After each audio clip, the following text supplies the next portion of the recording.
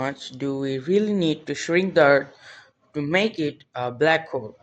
Well, it all comes down to an equation given by Schwarzschild,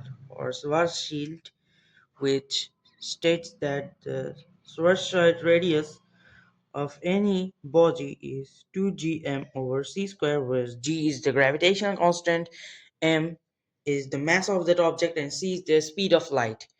And the Schwarzschild radius means the radius of a black hole or the black hole's event horizon.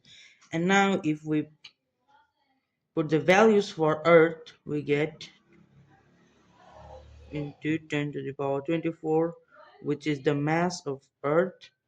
And if we calculate it, we will get around 9 times 10 inverse 3 meters, which is just around 9 millimeters.